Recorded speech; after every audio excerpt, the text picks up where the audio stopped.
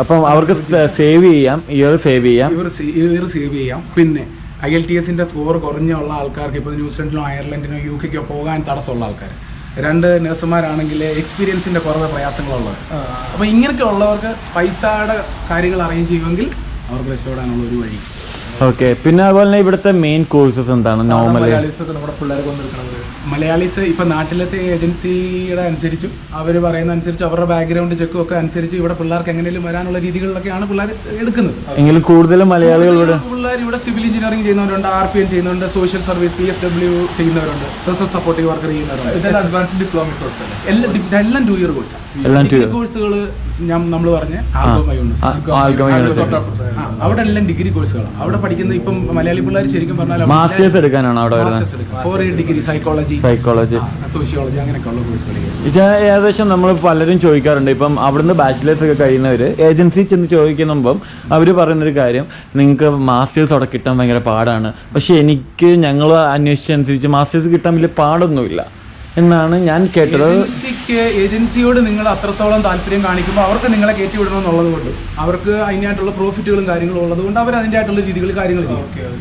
എൻ്റെ ഒരു personal view, നിങ്ങൾക്ക് എങ്ങനെ കാനഡയിൽ വരുമ്പോൾ നിങ്ങളുടെ കഴിവ് എന്താണ്, നിങ്ങളുടെ രീതികൾ എന്താണ്, നിങ്ങളുടെ സ്കിൽ എന്താണ്, അതിനനുസരിച്ച് തന്നെ പഠിക്കുവാണെങ്കിൽ അത് അവർക്കൊരു പ്രയോജനം ചെയ്യും എന്നാണ് എൻ്റെ ഒരു ധാരണ. പിന്നെ ചേട്ടന് പറയുകയാണെങ്കിൽ ഇവിടെ ഇപ്പോൾ ഒരു കുട്ടിക്ക് ഇപ്പോൾ അവിടെ നിന്ന് ഇങ്ങോട്ട് വരണം, ഈ ഒരു ഏരിയയിൽ വരുമ്പം ആ കുട്ടിയെ സംബന്ധിച്ച് ലിവിങ് കോസ്റ്റ് ഒരു നോർമൽ ഇതിൽ എത്ര രൂപ ഒരാൾക്ക് ലിവിങ് കോസ്റ്റ് ഇവിടെ വരാറുണ്ട്? കാരണം ഇവിടെ ഞാൻ നോക്കിയിട്ട് ടൊറൻറ്റോ പോലെ ഒന്നും അല്ല, ഒരുപാട് വലിയ അപ്പാർട്ട്മെന്റ്സ് ഒന്നുമില്ല, കൂടുതലും ഈ ചെറിയ വീടുകളാണ്. ചെറിയ വീടല്ല, വലിയ വീടുകളാണ്. അപ്പം എനിക്ക് തോന്നുന്നു സ്റ്റുഡൻസ് എല്ലാം ഒരു 10-12 പേര് ഒരുമിച്ച് താമസിക്കുന്നതാണെന്ന് തോന്നുന്നല്ലേ കൂടുതലും? അത് ശരിക്കും പറഞ്ഞാൽ ഇപ്പം ഇവിടുത്തെ ഒരു നിയമം അനുസരിച്ചിട്ട് ഒരു 5 പേരെ കൂടുതലൊന്നും ഒരു വീട്ടിൽ താമസിപ്പിക്കാൻ ഇപ്പോഴും സൂസമരിയിൽ ടൊറൻറ്റോയെ പോലെ ഒന്നും സമ്മതിക്കില്ല. അതുകൊണ്ട് എന്നാലും നമ്മുടെ അവസ്ഥകളോട് നമ്മൾ താമസിക്കാറുണ്ട്. പക്ഷെ ഇവിടെ നിന്ന് പറയുമ്പോഴത്തേന് $500 മിനിമം ഇപ്പോൾ ഒരു സിംഗിൾ റൂമിൽ. പിന്നെ ഒരു 350 ഒക്കെ മുതൽ സ്റ്റാർട്ടിംഗ് ആണ് താമസത്തിന്റെ. പിന്നെ ഫുഡ് കാര്യങ്ങളെല്ലാം നമ്മൾ ഒന്നിച്ച് ഫുഡ് ചെയ്യുന്ന നോർമൽ നമ്മുടെ ലിവിങ് എക്സ്പെൻസ് എത്ര വരും അത്രയൊക്കെ അതാണ് അതിൻ്റെ ഒരു. അപ്പൊ എന്നാലും ഏകദേശം എത്ര രൂപ നമ്മുടെ ഒരു കുട്ടി ഇവിടെ ആദ്യമായിട്ട് വരുന്നത്? അപ്പൊ നമ്മളിപ്പം കണക്ക് പറയുവാണെങ്കിൽ ഞാൻ ആദ്യമായിട്ട് ഇവിടെ വരുമ്പോൾ വർക്ക് ചെയ്തത് ANW. ഞാനൊരു നേഴ്സ് ആയിരുന്നെങ്കിൽ എനിക്ക് ആദ്യം വന്ന് 2 ആഴ്ചക്കകത്ത് ഒരു ജോലി വേണ്ടതുകൊണ്ട് ഞാനാണ് എൻ്റെ വീടിനെ സപ്പോർട്ട് ചെയ്യുന്നത്. 2 ആഴ്ച കൊണ്ട് എനിക്ക് ജോലി കിട്ടും. ആ 8 മാസം ഞാൻ ജോലി ചെയ്യുമ്പോൾ 2 വീക്കിലേക്ക് എനിക്ക് കിട്ടിക്കൊണ്ടിരുന്നത് $1,000, 40 hours ഫുള്ള് വർക്ക് ചെയ്താൽ.